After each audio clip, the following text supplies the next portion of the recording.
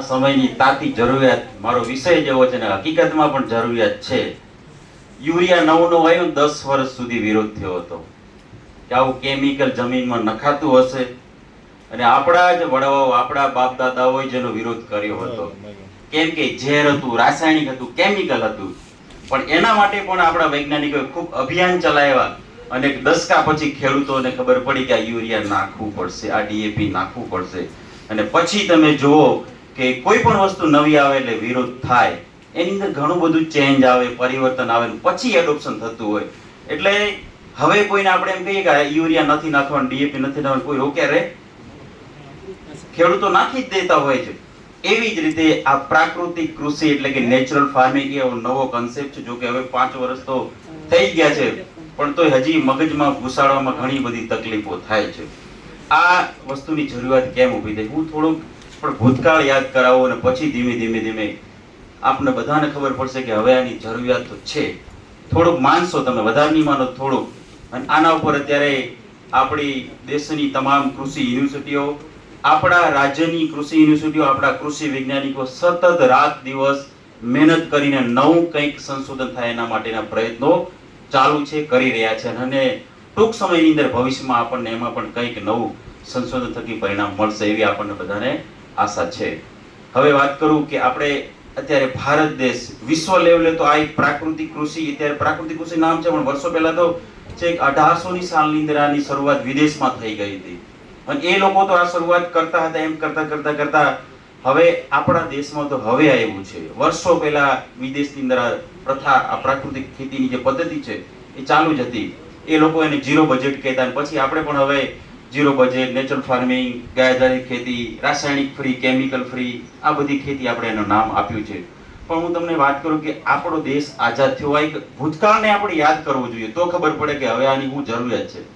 કે દેશ આઝાદ થયો ત્યારે આપણા ભારત દેશનું જે પોપ્યુલેશન, વસ્તી હતી, કેટલી હતી? 30 કરોડ. કેટલી? 30 કરોડ. આ યાદ રાખવું પડશે, 30 કરોડ હતી. અને એ વખતે આપણા વડાઓ બાપ દાદાઓ જે ખેતી કરતા એ દેશી પદ્ધતિથી, દેશી રીતે ચીલા ચાલુ પદ્ધતિથી ખેતી કરતા હતા. બિયારણ હોય તો ઘરનું દેશી બિયારણ હોય, ખાતર હોય તો એ વખતે, હવે આ તો પશુપાલન ઓછું થયું, પણ એ સમયની અંદર તો પશુપાલન, ઘરે ગાય ભેંસ બળદ તો હતા જ, કારણ કે ખેતી બળદથી થતી એટલે બળદ તો હોય જ. અને દૂધ માટે, ઘી માટે કે આ બધા માટે પશુપાલન ગાય ભેંસ હતા. એટલે એનું છાણિયું ખાતર આપણા વડાઓએ ખાતર તરીકે ઉનાળાની અંદર જ્યારે ચોમાસું આવવાનું હોય ને એકાદ મહિના પહેલા ખાતર વાવી દે, પછી હળ દ્વારા બળદ જોડીને હળથી વાવણી થતી અને લણણી થતી. વાવણી લણણી આ બે જ પદ્ધતિ હતી. કેવા રોગ, કેવી જીવાત, હું નિંદામણ, આવું કોઈ એ વખતે નહોતું. આ પદ્ધતિથી જે ખેતી થતી એ સારી હતી, પણ એની અંદર ઉત્પાદન ઓછું મળતું, કારણ કે એ વખતે 30 કરોડ જ વસ્તીવાળો ભારત દેશ હતો. જેમ જેમ જેમ સમય ગયો એમ ભારત દેશની અંદર વસ્તી વધારો વધતો ગયો, અને આવી પદ્ધતિથી ઉત્પાદન થોડું ઓછું મળતું, પણ જે મળતું એની અંદર પોષક તત્વો વધારે હતા, પૌષ્ટિક હતો. એ બાજુ તમે ખાઓ તો હેલ્થી આપણે વધારે પૌષ્ટિક મળે, આપણને પોષક તત્વો મળે. એ વખતની બાજરી, જુવાર, મકાઈ, જે પણ કઠોળ, બધાની અંદર સારા પ્રમાણમાં પોષક તત્વો હતા. અને એને જ્યારે આપણે ખોરાક તરીકે આપણા વડવાઓ લેતા તો એનાથી શરીરને પૂરતા પોષક તત્વો મળતા હતા. અને એટલે તમે જુઓ કે એ વખતે આપણા વડવાઓ છે 6 ફૂટ ઊંચા, હુસ્તપુસ્ત, હું માથું દુખે, હું તાવ આવે, કેવી બીમારી, એ વખતે કોઈ બીમારી જ નહોતી, કારણ કે ખોરાક એવા હતા, એના શરીર મજબૂત હતા. અને એના લીધે કરીને એ લોકોના એ સમયની અંદર એ લોકોએ ખૂબ સારી ખેતી કરી, ખૂબ સારું જીવન જીવ્યા, નિર્વાહ પણ કર્યો.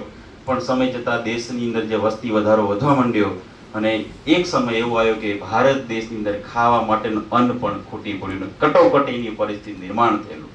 અને એ સમયની અંદર એ વખતની સરકારોએ લગભગ 50, 55, 57ના દાયકાની અંદર એ વખતની સરકારોએ બીજા દેશો પાસેથી ખાવા માટેનું અન્ન આપણા દેશમાં મંગાવ્યું. એ જે અન્ન આવ્યું એ પાછું એ લોકોનું છેલ્લી ક્વોલિટીનું આવ્યું, તોય આપણા વડવાઓ બિચારાએ જે આવ્યું એ ખાધું છે.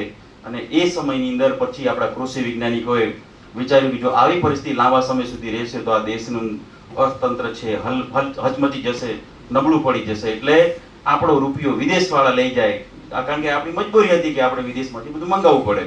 પણ સમય જતાં આપણા કૃષિ વૈજ્ઞાનિકો ડોક્ટર MS સ્વામીનાથન એમની ટીમે ખૂબ સારા સંશોધનો કર્યા, અને ભારત દેશની અંદર 1965-66ના દાયકાની અંદર ગ્રીન રિવોલ્યુશન એટલે કે હરિત ક્રાંતિ આવી. હરિત ક્રાંતિ આવી એટલે સૌપ્રથમ 2 પાક, વ્હીટ એન્ડ રાઈસ, ઘઉં અને ભાત, આની અંદર હાઇબ્રિડ જાતની શોધ થઈ. હવે આપણે દેશી બિયારણ વાવતા તો ઉત્પાદન ઓછું મળતું, હાઇબ્રિડ બિયારણ વાવો એટલે આપણને બમ્પર પ્રોડક્શન મળવા માંડ્યું. એટલે હાઇબ્રિડ જાત શોધાણી એટલે ઉત્પાદન વધ્યું. વધારે ઉત્પાદન લેવા માટે કેમિકલ ખાતરો આવ્યા, યુરિયા, ડીએપી, એસએસપી એ આપણે નાખ્યું તે એનાથી પણ વધારે ઉત્પાદન મળ્યું. પછી રોગ આવી ગયા તો રોગની દવા શોધાણી, જીવાત આવી, બધાની દવા શોધાણી, નિંદામણનો પ્રોબ્લેમ એની પણ દવા શોધાણી. એના પર ખૂબ સારા સંશોધન થયા અને 1965-66 ની અંદર આ હરિત ક્રાંતિ એટલે ગ્રીન રેવોલ્યુશનની શરૂઆત થઈ.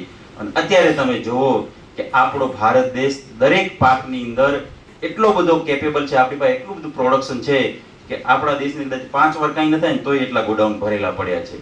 કારણ આ ગ્રીન રેવોલ્યુશનના લીધે કરીને થયું છે. પણ જ્યારે આ શોધ થઈ, કોઈ પણ શોધ જ્યારે થાય ને ત્યારે સારું હોય, પણ એની વિપરીત પરિસ્થિતિ અને વિપરીત નિર્માણ પણ થતું હોય. ખાતરની શોધ થઈ